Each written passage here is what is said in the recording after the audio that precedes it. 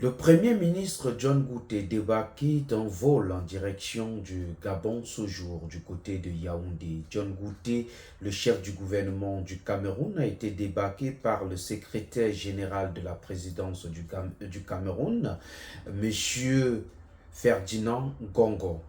Il se dit que le Premier ministre se rendait du côté du Gabon où il devrait assister à l'inauguration du palais des congrès Omar Bongo. Mesdames et messieurs, salut. En honneur de vous retrouver et surtout de partager un instant d'information avec vous. J'espère que vous allez bien. En tout cas, c'est le grand souhait que nous avons pour vous. Merci déjà de partager cette vidéo. Merci de vous abonner sur la chaîne si vous ne l'êtes pas encore. Merci d'activer la cloche de notification. Merci de partager la vidéo pour que les autres puissent la regarder. Merci de liker. Merci de laisser un commentaire. L'information qui nous paraît en ce moment faire état du fait que le Premier ministre du Cameroun, chef du gouvernement du Cameroun, a été débarqué ce jour d'un vol de Cameco alors qu'il s'apprêtait à se rendre du côté du Gabon pour assister à l'inauguration du palais des congrès Omar Bongo, une cérémonie à laquelle il était convié. Donc, il aurait reçu l'invitation la veille de cette cérémonie, alors que le Premier ministre, John Gouté, était déjà à bord de son vol de Cameco en direction du Gabon, qu'il a été, au moment du décollage, empêché de décoller par le secrétaire général de la présidence au Cameroun, M. Ferdinand Ngongo, qui aurait interdit l'envol de ce vol en direction du Gabon et tout a été donc annulé. Le déplacement du chef du gouvernement a été annulé. Et pas seulement annulé, il est dit qu'il lui aurait également été rappelé l'obligation de notifier la présidence de tous ces mouvements. Donc, le Premier ministre du Cameroun n'est plus libre de ces mouvements. Quel que soit le mouvement qu'il effectuerait à partir de cet instant, il faudrait qu'il notifie la présidence de ces différents mouvements. Sans résistance, donc, le Premier ministre du Cameroun, John Gouté, se serait exécuté et aurait quitté immédiatement l'avion et ainsi que l'aéroport Simalin de Yaoundé où il devait décoller en direction du Gabon.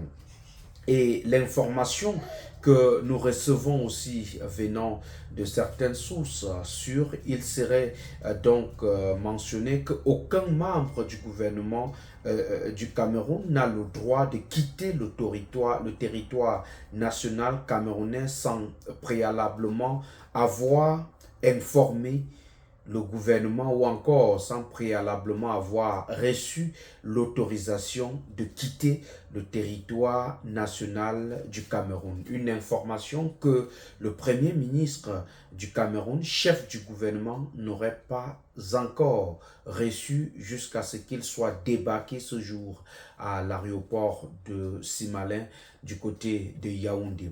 De quoi est-ce que le gouvernement camerounais a-t-il peur? De quoi sont suspectés ou de quoi sont accusés les membres du gouvernement au Cameroun? C'est une information que jusqu'ici nous n'avons pas, surtout que depuis l'élection présidentielle en octobre 2025, où le Conseil constitutionnel a proclamé les résultats faisant du président de la République Paul Biya élu pour son 8e mandat, on attend toujours le remaniement ministériel qui n'arrive pas toujours. Et on sait juste que récemment, au niveau du Parlement, un poste de vice-président a été adopté et la loi a été promulguée par le président de la République du Cameroun et que en ce moment, les guerres se poursuivent au Cameroun pour savoir qui sera le tout premier vice-président au Cameroun.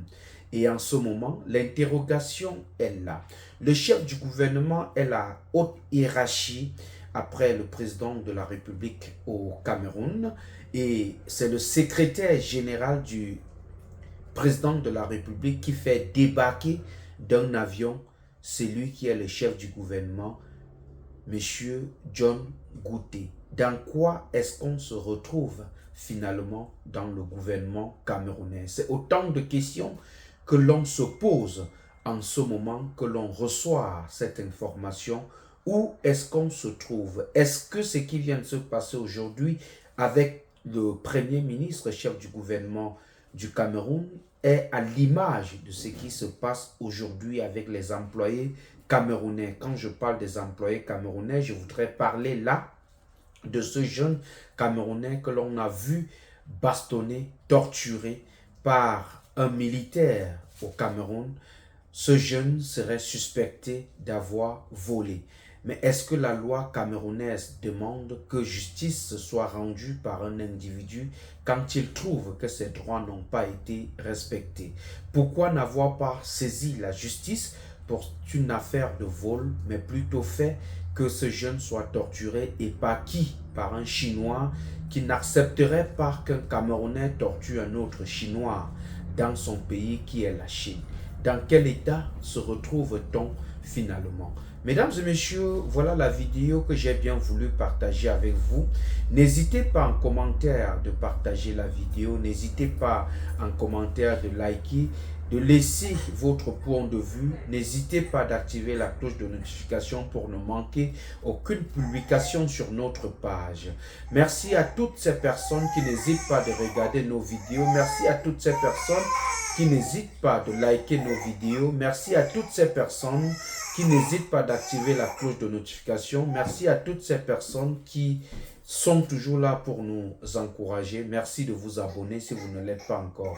Merci à toute l'équipe technique réunie autour de cette production. Je pense ainsi au réalisateur Darol Flodan. Je pense ainsi au promoteur de 50-50 Martin depuis le Maryland là-bas. Je pense ainsi à DJ Bamba. Je passe mon salut ainsi au partenaire officiel de All Event Media, Stéphane Tsoben depuis Houston dans le Texas aux États-Unis. Et je souhaite par ricochet très bon rétablissement à ma maman de Stéphane Tsoben, ainsi qu'à un très bon week-end, une très bonne semaine autant pour moi, à toute sa famille, ainsi qu'à vous, chers abonnés, pour le temps et les mégas que vous prenez pour regarder nos différentes vidéos.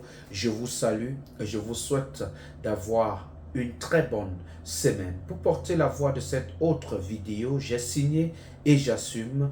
Appelez-moi tout simplement Laurent Eboué, le fils du peuple. Avant que je ne parte, est-ce que j'ai besoin de vous rappeler que je vous aime parce que vous savez que je vous aime, mais alors, très fort.